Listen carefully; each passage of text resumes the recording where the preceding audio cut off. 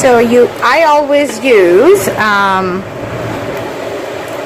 peanut butter that does not have sugar added to it. Otherwise, the groundnut soup will be too sugary.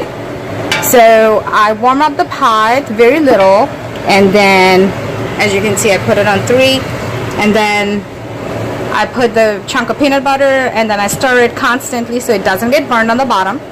But that's a trick, you have to constantly stir it. But when you smell the roasted smell of peanuts, that's when you know that you are done roasting it. That's when you will add water to it. Alrighty. So I am going to keep stirring, and I can already smell the roasted peanut, but I want the color to be a little caramelized color, so it's very roasty looking, but not too brown, not burnt. Okay, so I'm almost done, and I am going to add water and onions and tomatoes, and then spices a little later. Alrighty, let's add some water. Alright, so here are my peanut butter roasted right here. I am going to add water. Fix it. So I'm going to add water with, I have already peeled whole onions. I'm going to add those.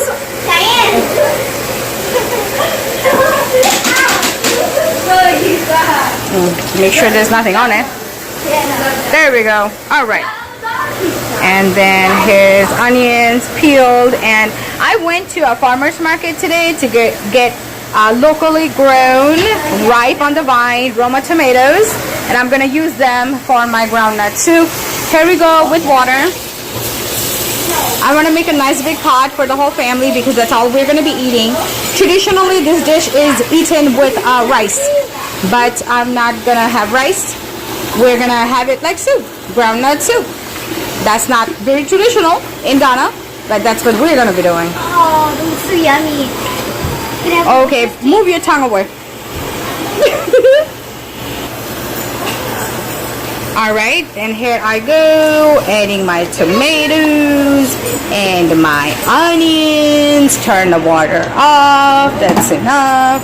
I have a nice big pot, so I need lots of tomatoes to make it yum, yum, yum. Yum, yum. Now you're gonna wonder, what am I gonna do with the whole tomatoes and whole onions? I am going to grind them, liquefy them later once they're boiled and all the juicy peanut butter flavor goes inside them. Alright. So traditionally, when I learned about groundnut soup from my college friends years ago, I was told that they use chicken, they use beef or pork, they use different meat and fish together, but they usually use dried fish. I could not get a hold of dried fish, so I'm using something else, salted fish fillet over here. I'm gonna boil them to get the salt out as much as possible, otherwise it's like overly salted. But this is something I learned from my Jamaican friends that they use to cook breakfast. But I'm gonna make my own twist of groundnut soup and use some old southern favorites, which is neck bones, and then have a little Jamaican twist, and then chicken. We have chicken wings, drumsticks, and thighs. So here we go. Here's my water. I already put the water on the stove, so it was already a little hot, this water. I don't think I'm going to need more than 2 fillet. Ooh, water is hot. I want to make sure they're all the way in the water so the salt comes out. That's about it.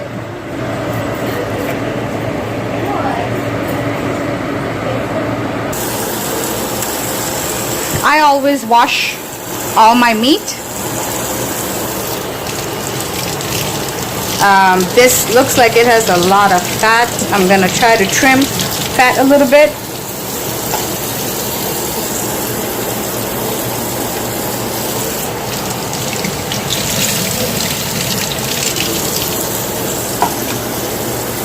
Some chicken wings. I'm gonna have a variety of different meat, and I'm going to trim the fat, and I will cook it separately for better flavor. All right, I'll show you how to cook that.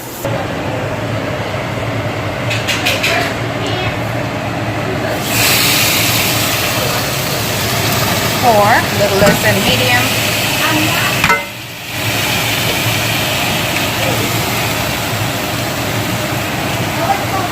I have washed all the pieces.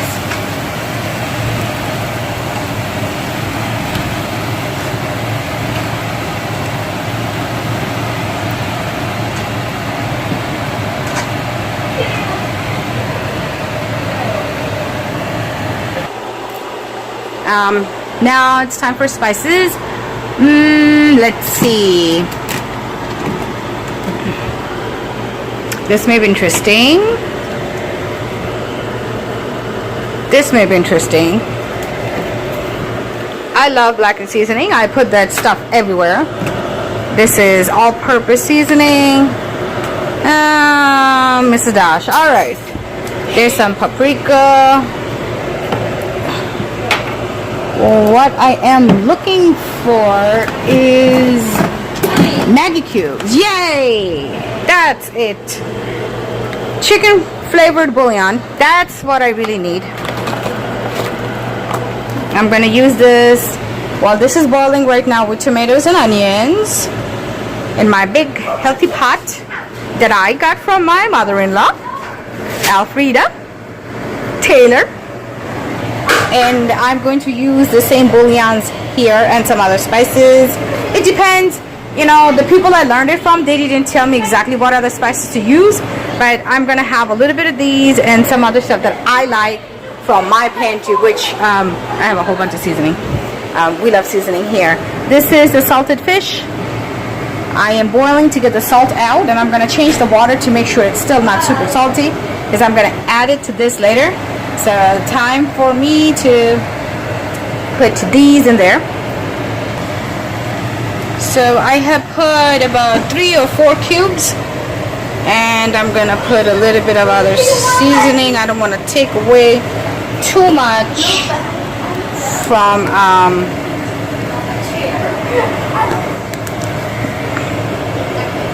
just a little bit, not much, but I do want a little bit of spice.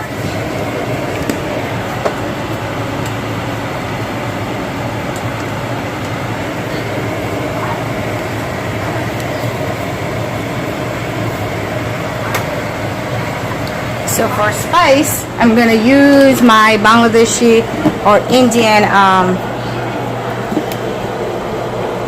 ground red chili pepper.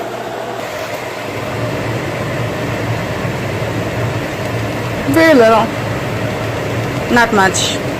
But remember, there's a lot of broth over here, a lot of vegetables, salty fish. I changed the water and reboiling it. So this red chili pepper that you saw is not going to hurt anything. Alrighty, here we go. We're gonna take a break and let all these things cook down. I'm gonna stir this and cook it down almost 90%. And then this will also be ready by that time. This will be ready for me to blend. We'll see you then. Alright guys, let's take a look at my chicken and pork. Oh, woo! Smell it, Annalie. How does the chicken and pork smell? Smells good, but I only smell the peanut butter. You don't smell the chicken and pork? No, I smell the peanut butter. The peanut butter is strong. Right here. Fish is already ready. Chicken and pork is ready to be thrown in there. Smells good. Yeah, it's okay. It's okay.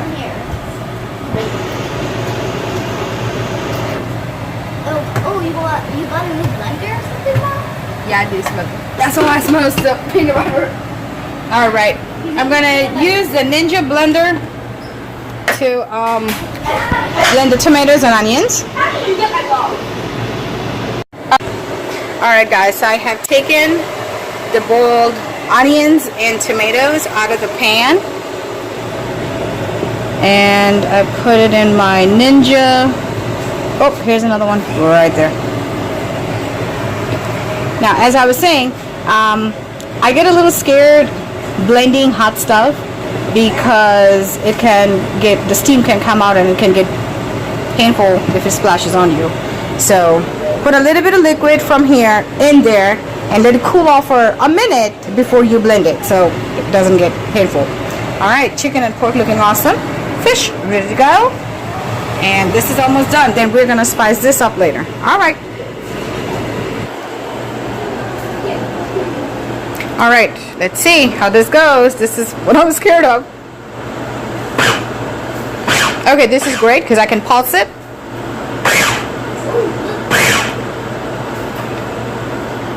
And I can let the steam out right here.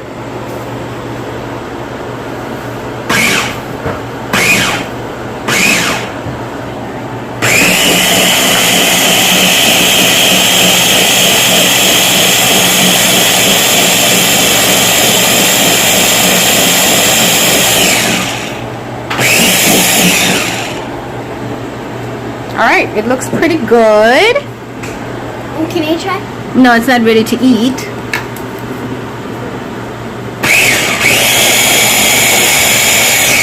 I'm keeping it down.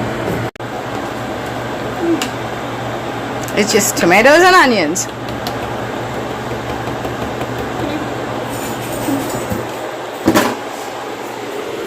We're gonna put that back in our pot. Yep. Yeah, she just finished it. Now, if you think that it's too much liquid, which I don't think it is too much for me, you can always boil a little longer and evaporate some of the water. But I'm gonna stir it now.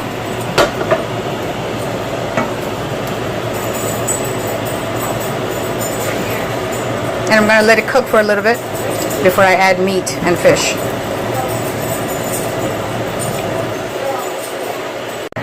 All right, so here's chicken and pork. I'm gonna turn the thing off and I'm gonna slowly add that if I can.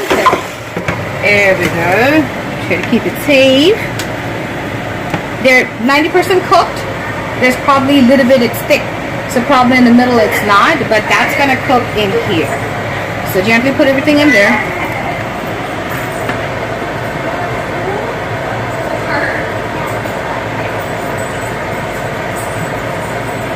Now, the gravy that came out of the meat, you definitely want that in the soup. At least I do. That's where all the flavoring is. You don't want to put any salt in the soup until you put all the meat, because the seasoning you used in the meat may have salt in it. So you want to wait until you put all the meat in there, the fish, the salty fish in there, and the gravy in there, and then you let it cook for 5 minutes. Then you decide if you need to add salt.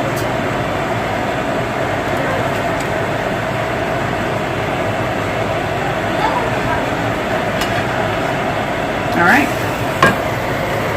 and time for a fish.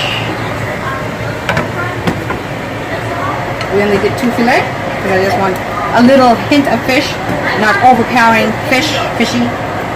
All right, let's let it cook for a little bit.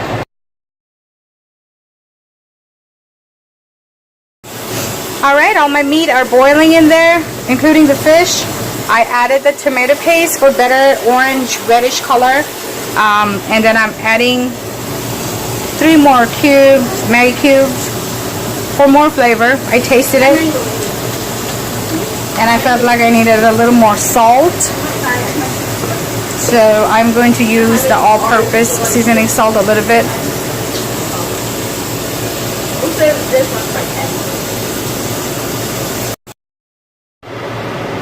Soup is done. Yay! Time to devour. Let me try some more. Let me try some more. Mom, can you try some more, please? Please.